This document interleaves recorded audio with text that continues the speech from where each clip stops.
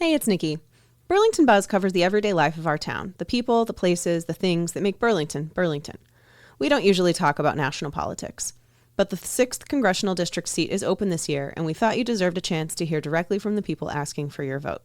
This is one of a collection of conversations with the candidates running to represent Burlington in Congress. We hope you'll take the time to listen to all 7 conversations.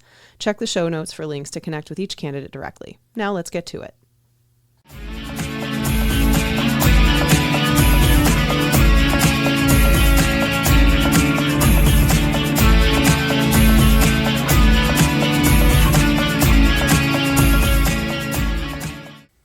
Hello, hello. Welcome back to Burlington Buzz on the mic. This is Nikki, and I have here Dan Koh with me. Hi, Dan. Honored to be here. Thank you. Yeah, thanks for coming. Dan is one of 6 Democratic Congressional 6th District representatives. It's a little mouthful. It is, yeah. That will be on the primary ballot here in September.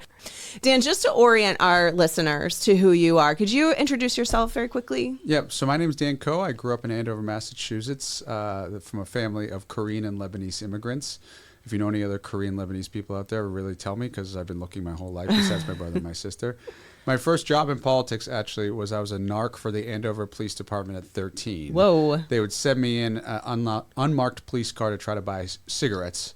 At local convenience stores. And actually, it's how I got into politics, because I was surprised how often people sold me cigarettes, even though I look 13 now, but back then I really did look 13. It was just an amazing experience for me to know that, the whole notion that the private sector regulates itself wasn't true. Yeah. So I got involved in that. And back then, you'd walk into a restaurant and smoking or non-smoking would be a very typical question. And over the course of the last, 10, 20 years especially, but more than that, that entire notion of someone lighting up in a restaurant is totally gone. Yeah. And it's a lesson that change can happen. Healthy change can happen if people band together and be a part of it. So long story short, from there, ended up working for Ted Kennedy as an intern, went to business school, spent some time in the sports industry, actually, and then out of business school worked for Mayor Menino, who was the mayor of Boston at the time. I was 8 years old when he was first elected, so being a chance to work for him was inspiring. And then was in New York working for Arianna Huffington as her chief of staff, the Huffington Post. And then Marty Walsh, State Rep Marty Walsh, became mayor of Boston, asked me to come back, be his chief of staff. Long story short, when President Biden got elected, they asked then Mayor Walsh to become Secretary of Labor, Marty Walsh. I remember that. And I came down to be his chief of staff in D.C. and then followed on to join the White House in what's called Cabinet Affairs, a little-known office within the White House that coordinates all of the cabinet for the president, and then was the disaster response coordinator for local governments afterwards. So every time there's a hurricane or a shooting, it was my job to get all of the necessary resources to mayors, governors, select people. And then finally, in the last 107 days, they needed people to help the vice president, because as typically what happens is there's a much longer process to figure out how to support the vice president who decides to run for president. In this case, it was overnight. Yeah. And so I spent 107 days with the vice president's team. It was an absolute honor to be a part of that. And in between, I was a town selectman in Andover. So I've been fortunate to have experience in the public and the private sector. My experience is grounded in my local government experience, and I think we need someone right now with the experience of all levels of government to not only just take on the president, but also to be able to deliver locally, and I respectfully feel like I'm the best person to do that. Great. So you kind of built into my first question, which is you've got a lot of establishment backing behind you, some big names in Democratic politics. Tell the listeners why they should see that as a pro and not as like business as usual. I understand that. Look, I think we're in hopefully once in a generation moment, hopefully once in a history of our country moment. Unfortunately, I don't know if that will be the case, where we have a president who has done exactly, unfortunately, what we had feared he would do when it comes to destroying our democracy, when it comes to what's happening with Americans being assassinated on the streets, with kids being separated from their families, with all the things that I think we were worried we would see, and then some we have. And we just can't afford to have somebody right now who's learning on the job. I completely understand people's concerns about, he spent time in D.C., is he establishment, all those things. My respectful response to that is I grew up in this district. This is a fourth generation in this district. I spent the vast majority of my career in local government. I was a select board member in Andover for 2 years. I just happened to be very lucky to have the opportunity to serve in a presidential administration. And I think the combination of the local experience and the federal experience is what makes me somebody who's able to be effective on day one, especially in this political environment, is important. I've just been very, very fortunate along the way to have met some incredible people who have mentored me, whether it be Marty Walsh, who has endorsed our campaign, or President Joe Biden, who's endorsed our campaign, as well as the Vice President Kamala Harris, as well as Secretary Buttigieg. And so, I'm honored to have their support, and I've learned so much from their ability to lead as well. Great. So now let's talk about DC versus home, right? So we've got the 6th District has voters from Burlington, Andover, the North Shore, Swampscott, all different places around here.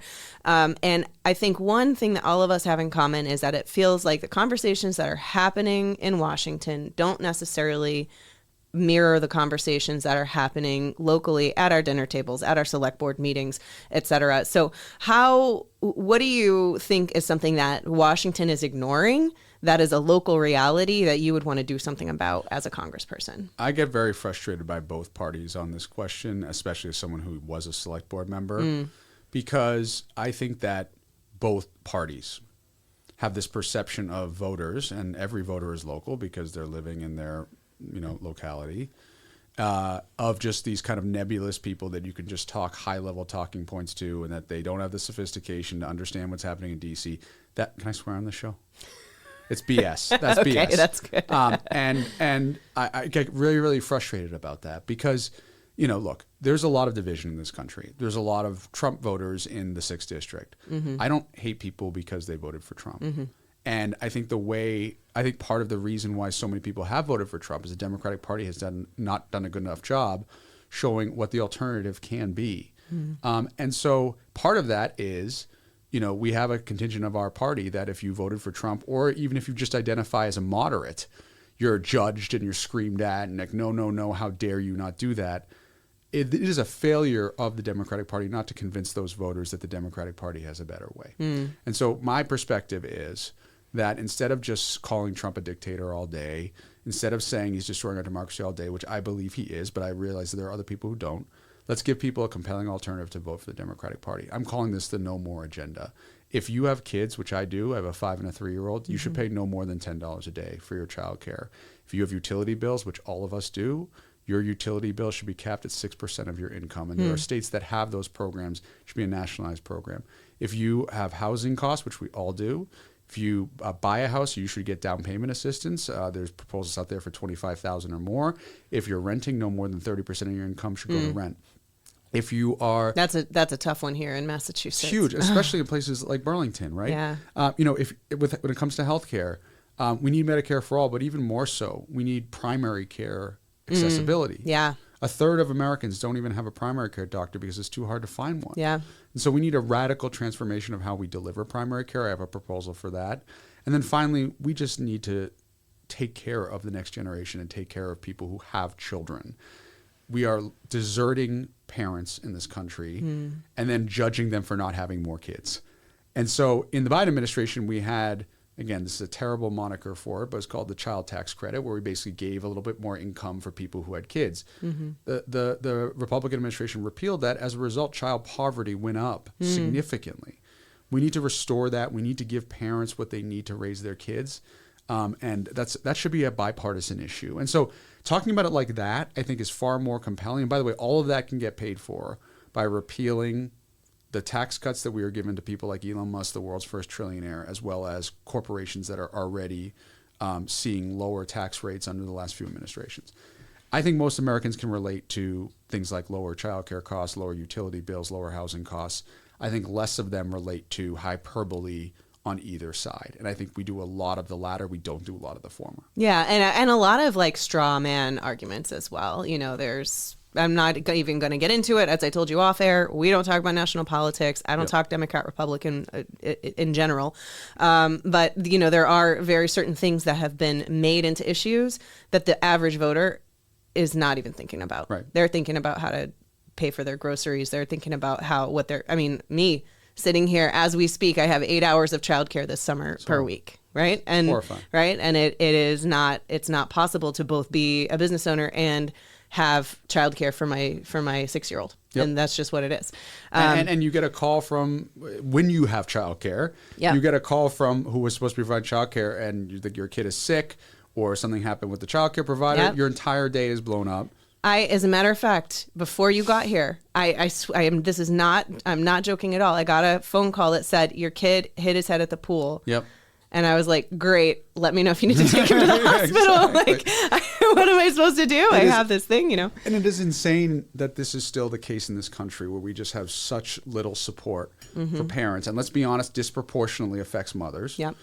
And then we also turn around, especially candidly, Elon Musk himself constantly judging parents. And again, let's be honest, mothers for not having more children. Yeah. We don't have the support system in this country. It's no surprise that people are having fewer kids in the United States. Yeah, we have no village anymore. We have no village anymore. Yeah. And look, I'm lucky now that, I have my parents are still alive and they're still healthy, thank God. Mm-hmm. And in a crunch, they help me take care of the kids. Yeah. But there was this heart-wrenching image that I saw on social media a year ago of someone who worked at a Subway, and they had their 5-month-old strapped to them. Oh my gosh. And they were serving sandwiches. Well, and you just knew every parent knew exactly what had happened. Right. You do not need a caption for that image. And it's just like so painful that in a country that's supposedly as wealthy as the United States, that we're not taking care of parents who are trying to raise the next generation. Yeah. So we touched on housing. That's the next question that I have. You know, housing, the life cycle of housing is broken in, I don't know if everywhere, but certainly in Burlington and in the surrounding areas. You've got folks who are coming out of college who can't afford to live in the towns where they grew up. You've got seniors who can't afford to downsize their homes, so they're staying in their large single-family homes, and then that doesn't open it up for young families to move in. Inventory is shrinking. Costs are rising. What is something that you would do or support as a person in Congress, and how would we feel that here in Burlington on the ground? So a few things. I've been very fortunate, as I mentioned, to have worked at various levels of government. And to solve housing, you really need experience and collaboration at all levels of government, right? You're at a select board level. You need to make sure you're creating the right opportunity from the land in the town, zone it correctly so that people can build. At the state level, it's working with the cities and towns to be able to make sure they have the funding to then build on that. At the federal level, there's a lot of things to do. One of them, though, is creating the incentive for developers to build the housing. There's a thing called low-income housing tax credits. There's various versions of it, but essentially it just makes the numbers work for people building. Yeah, see, and that's what we hear a lot is that the numbers just don't work for us. Work. Yeah, we have to especially build, with tariffs and everything like that. Right, like we have to build more, more density, bigger buildings and things like that. And so there's no magic bullet for this, but the vision at the highest level is, again, when you are paying rent or buying a house, the government should assist you with that. But in addition, it's at the federal level, you create the incentive to make it easier to build. At the state and local level, you're relaxing the zoning requirements to make sure that people are able to house themselves in a cheaper way. An example of this, when I was in the city of Boston, we made it easier for people to build what's called ADUs, accessible dwelling units. Yep. So that if you have a backyard and you have, a thing you can convert into another bedroom, you should not, as a city or town, say, "Oh no, you're not allowed to do that because of some arcane rule." Yeah. But a nickname for this is in-law suites, right? Yeah. You want your parents to, be with you and to live with you. You should be able to do that. And there's a bunch of different ways to think about this, but it's really a collaboration at all levels of government. And that's the other side note to this. I think a member of Congress in this district should understand what local electeds and people in the district are going through and pride themselves in collaborating with them. Yeah. And knowing their names and knowing the issues and saying, what do you need? And let's all work together. Yeah. That is how good government works. When I was working for Marty Walsh as chief of staff, I worked very, very closely with Charlie Baker's administration. We brought GE to Boston as part of that collaboration. That was a Republican administration. Yeah. I didn't care. My goal was to make sure that there's good economic development happening, good housing policy happening. I didn't care who it was. I didn't care what the party affiliation was. And neither did Charlie Baker and neither did Marty Walsh. Mm-hmm. And I think every person who's voting in this race and every resident of Massachusetts just wants to see people work together and get good stuff done. They don't really care about the whole political stuff. Yeah, we all want good things for the communities that we live in. It doesn't really matter what color tie you wear. Right, that's right. Speaking of money, we'll just keep talking about money because really money is like one of the biggest things that people are talking about. Sure. Inflation. Yep. Things are more expensive than they were 2 years ago. We've already talked about childcare and housing, but, gas and all of the other things that require gas to get from one place to the other. What's the story behind inflation, the federal story behind inflation? What can Congress do to fix what's going on locally? And again, how are we going to see that in our check account balances, within the next couple of years? So the 5 things that I outlined about no more than $10 a day for childcare, the primary care aspect of it, housing costs, et cetera, that proposal will save a Massachusetts 6th district resident $23,000 a year. Wow. So that is just money back in your pocket. Yeah.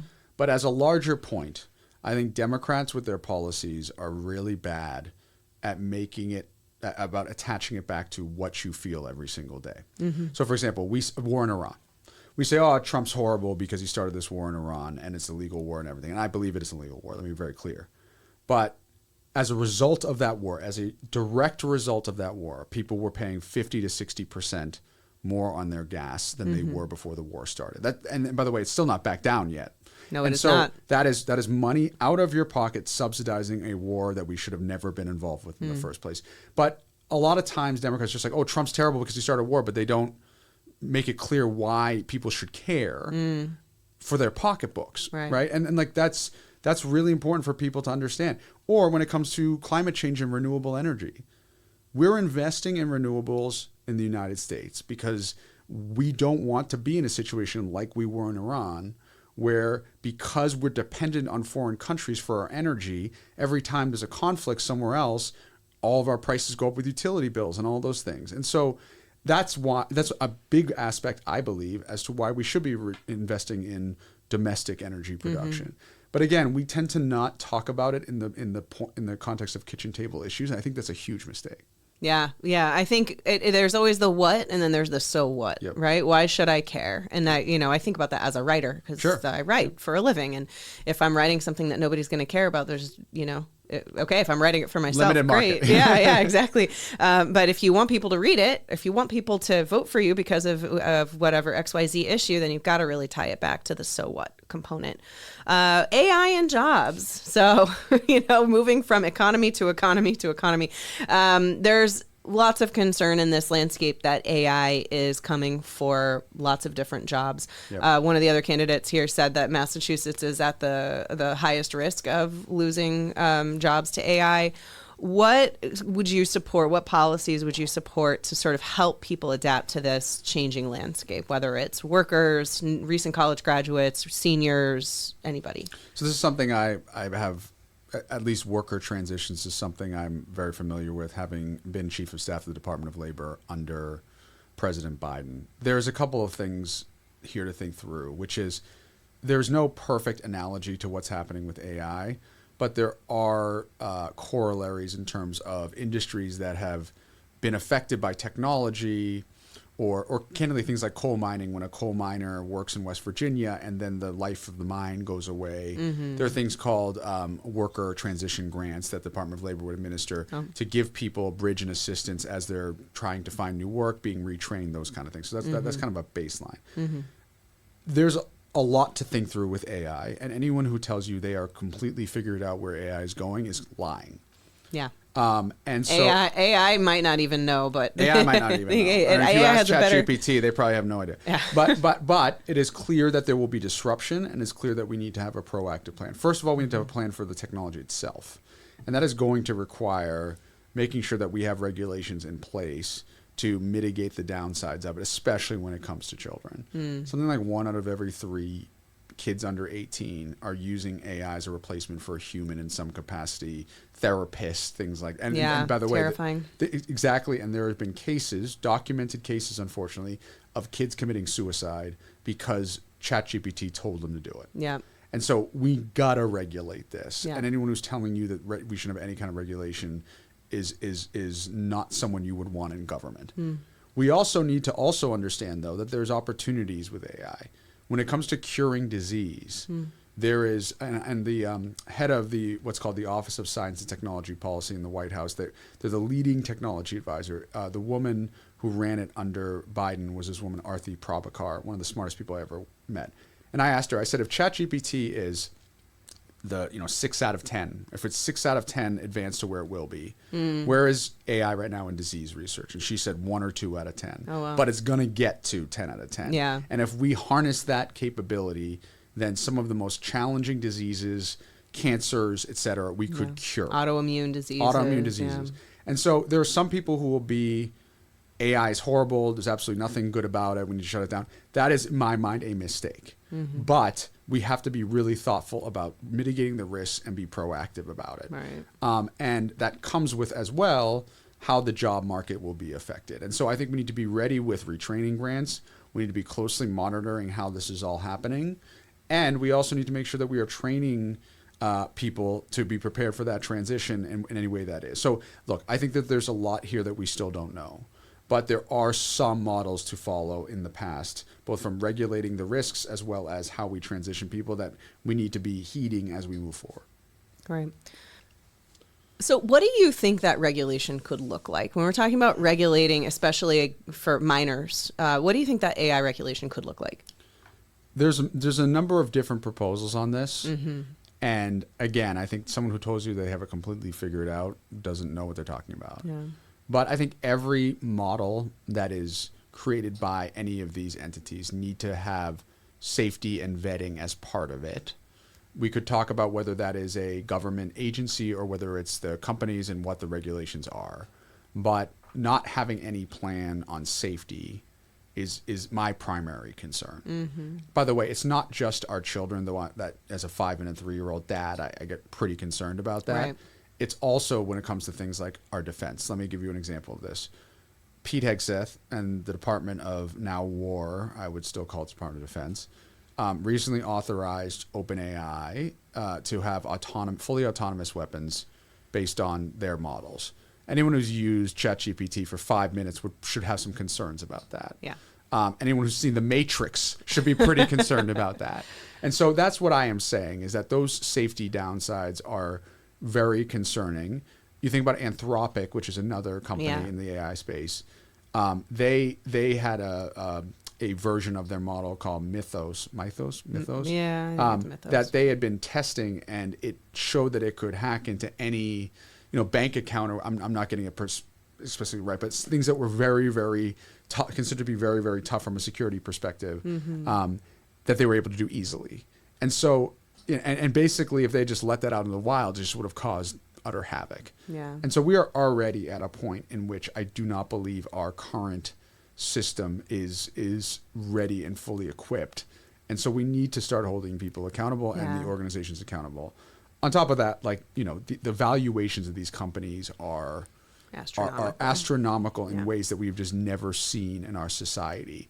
And so, the money that is being made is unfathomable to the average human being, and the taxes should reflect that. And that is not something that we are anywhere near thoughtful about yet. Yeah. How would the taxes reflect that? Do you have any ideas? Look, there are various proposals out there, but an analogy is what Jake Auchincloss is doing with social media. Jake is the congressman from the 4th. Yeah.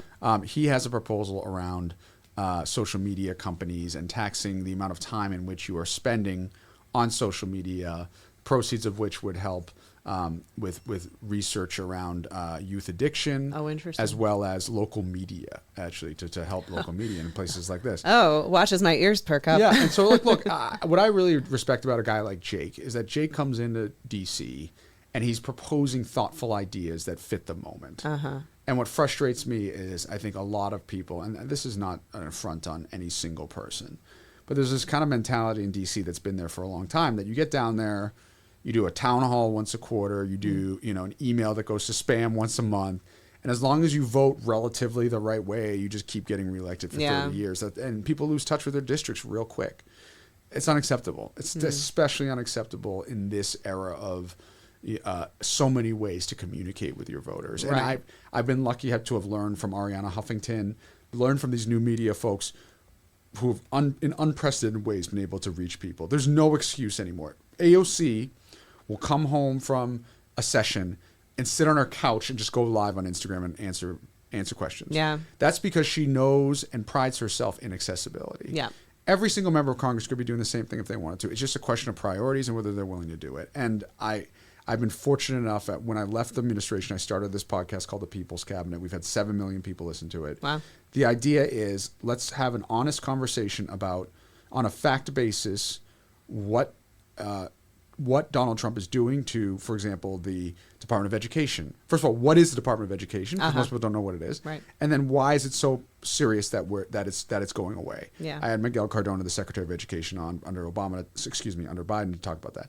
We need to have these discussions and we need to reach people. And I worry so much that there's a lot of complacency, especially in DC, about the existing channels. And if anything, we need new channels. Yeah, I've experienced that with just trying to find information about a bill, for example, right? It's like, okay, the full text of the bill is available online. Cool. All 272 pages. Yeah. Excellent. No, that's not what I want to spend my time doing. And look, I pride myself when I was in the White House or when I was in City Hall, that when someone had an issue with the city or with the country or what have you, that they could call me and I would get them to the right place. Mm-hmm. It was just a shame that there wasn't an easier way for them to find that out themselves, to the point where they had to call. Right. I'm always happy to call and I'm always happy to help. Right. But in many ways, people are just like, oh, go to the website and you go click 5 times and you submit to a form and you never hear back. Right. Go to the website is like the death of curiosity. Absolutely.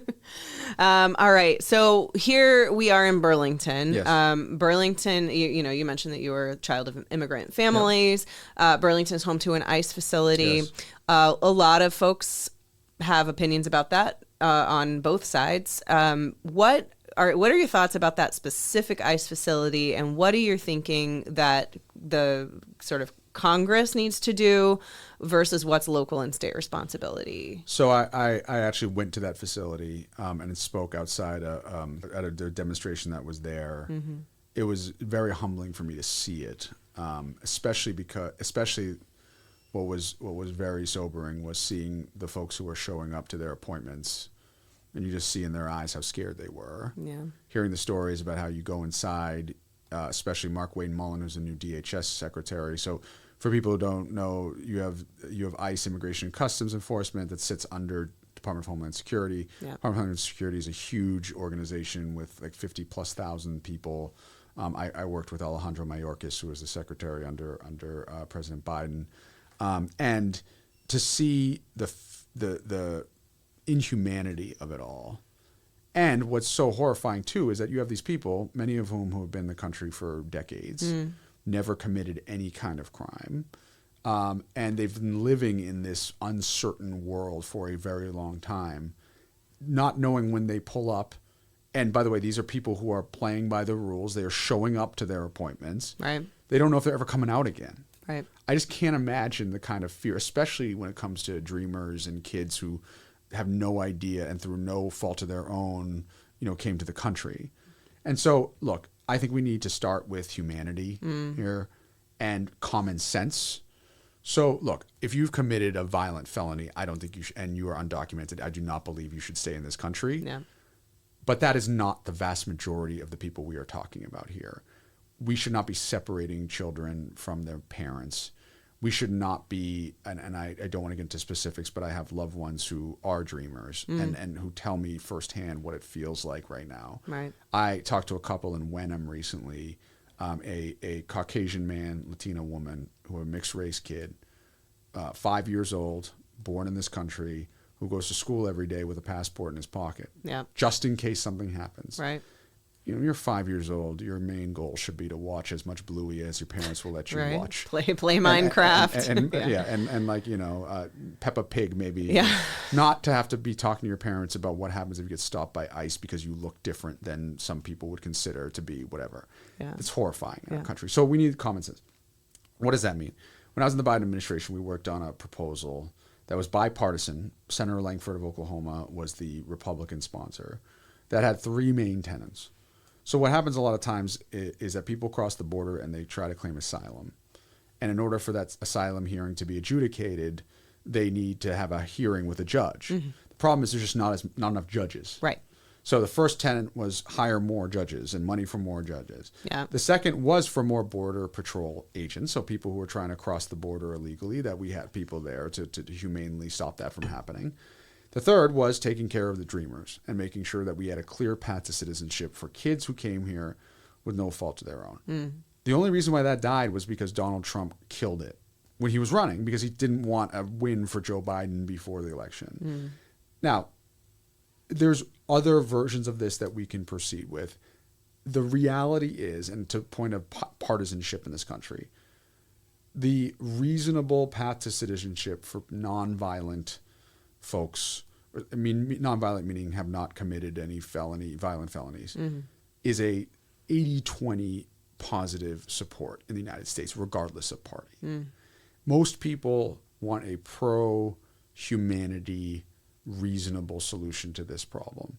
It's the politics that causes us to have so much division on this, and the radicalization and people just like, using immigrants, not just undocumented, but immigrants in general, as boogie people to sow division and racism. Yeah. And like, look, we all know people in this country who are just trying to do the right thing.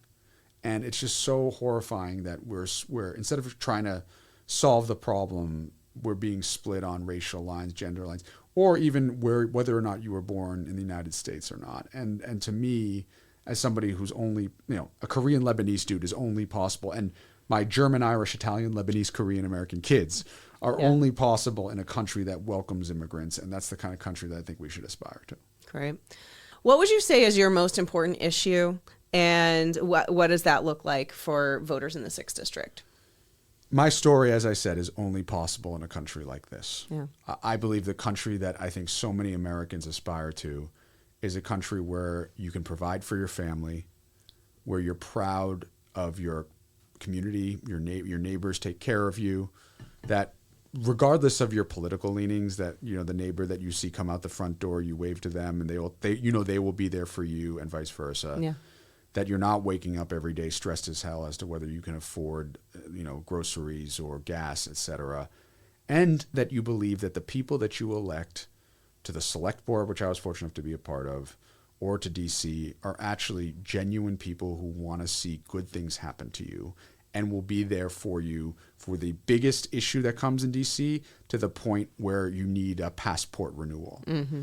I was lucky to work for Ted Kennedy as my first boss, where I saw the best of that kind of elected official. Marty Walsh and Tom Menino were like that too. And so for me, it's about whether you want to have the opportunity to live that kind of American dream life, and whether you have a elected official who shares that dream with you and wants to see you succeed and will be there for you in a time where you need them. I pride myself in that.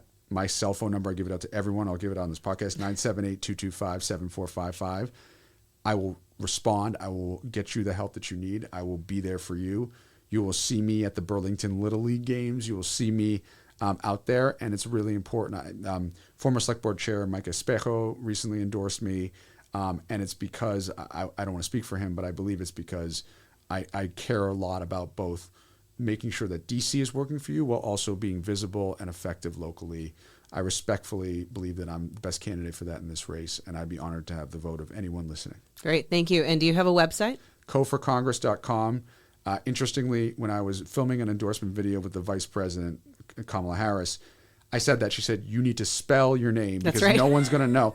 And I realized that this is a woman who, up until the point where she ran for president, won every single race that she ever ran in. So in honor of Kamala Harris, I will say kohforcongress.com is my website. Please check it out. Please learn more there. And then also my email is just dan@koforcongress.com as well. Wonderful. Thank you so much for joining us today. Thank you. And stay tuned for more interviews from Congressional 6th District candidates on Burlington Buzz on the Mic.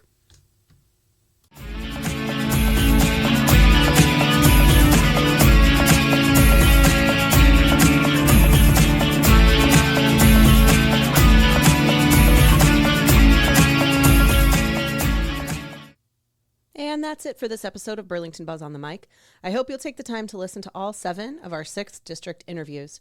The Massachusetts primary is on September 1st, with early voting taking place August 22nd through August 28th, and the general election is on November 3rd. Anybody who is registered Democrat or unenrolled can vote in the Democratic primary, and anybody who is registered Republican or unenrolled can vote in the Republican primary. Check the Burlington Town Clerk's website, linked in the show notes, for details on how, when, and where you can vote.